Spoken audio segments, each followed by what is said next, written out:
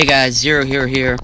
We're going to be talking about base defense and designing a base that is powerful enough to stop even higher level attacks against PvP, but primarily in aiding and defending our wall.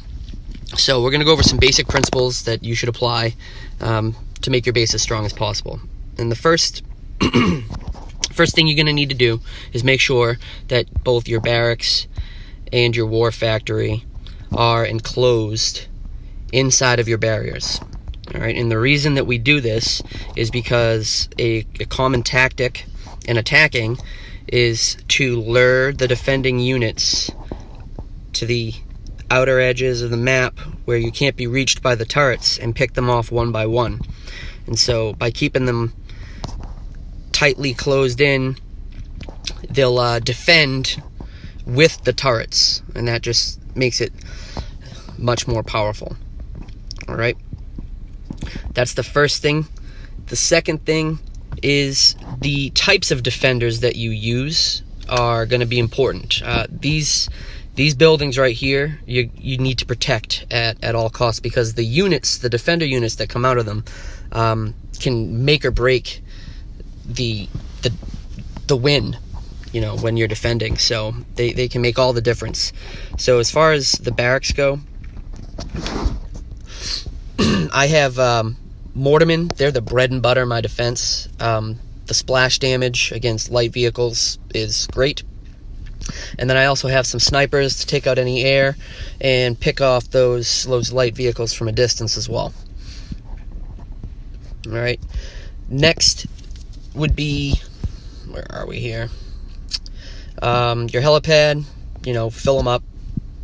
I have one coming out at first, just because I want to get one out there in case they take it out, and then the others will deploy if they just don't happen to get it.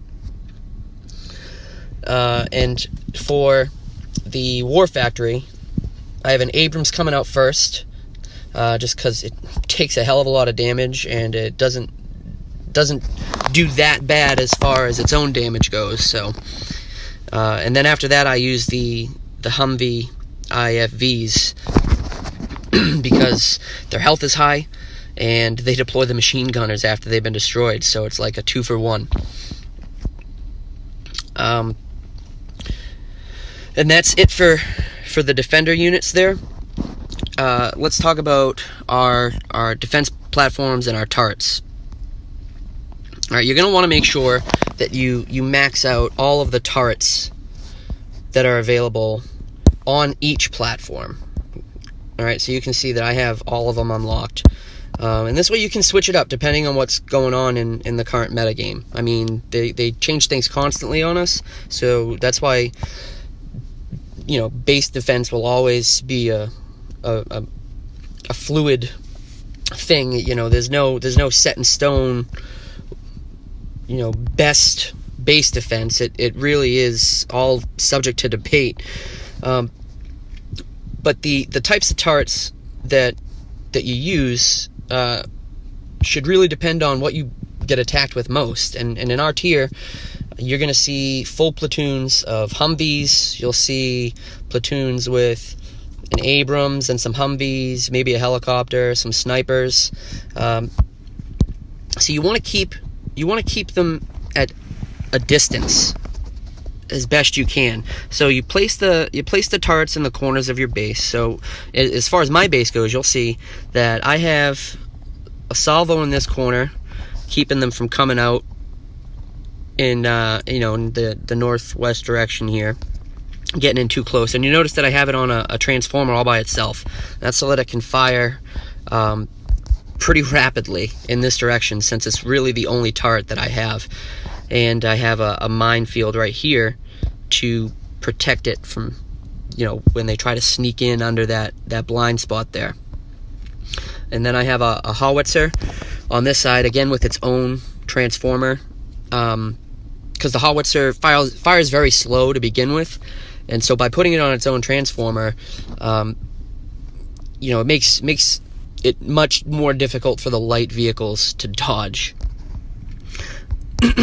And then I have another salvo over here in this corner, with the same principle with the minefield there. I don't want them getting in too close, and that will keep them kind of at a distance in this direction over here. All right, I have a machine gun for what, you know, an all-around general defending turret. It will help aid my flaks in any Reaper attacks against my war factory or my barracks. And you'll always want to have at least 2 flaks maxed to defend against those Reapers coming in. And this will also help protect, you know, my howitzer and my salvo when those units start coming in close. And then I have another mine up here, so that it's right on the very edge, and I tried to hide it with my smokestack. And it's right at the very edge here, so if they're trying to come in, you know, through these two mountain walls here, they're gonna have to take fire once they get over here from the howitzer and the machine gun. And so they can't just come right in at the corner. They're gonna start getting hit by other stuff, once they start moving in. And then I have a 4th mine, which is hidden right behind my headquarters, right there, right at the very edge of the howitzer and the salvo, because I find that watching the replays, a lot of people will deploy up in this area, and they'll just come straight down, and they'll plant themselves right on top of that minefield and just get wasted. And so that's what you want to be mindful of when you're placing down those mines, is the lines of attack, you know, where they're coming in. And so, speaking of where they're coming in, if you notice, I have all of my other buildings spread out kind of equally across the map, and this is to prevent them from deploying too close to your main base where your defender units are going to come out, because these units are, like I said, they're going to be what will determine, you know, a victory or a loss in defense. So spread them out, and you can have somebody on our team, you know, do a scout of the base to check to see that you don't have any holes. And ideally, you should get in contact with your commanding officer to have a base review done for you, and they'll check those things out. So that's it for now. Good luck with designing that base.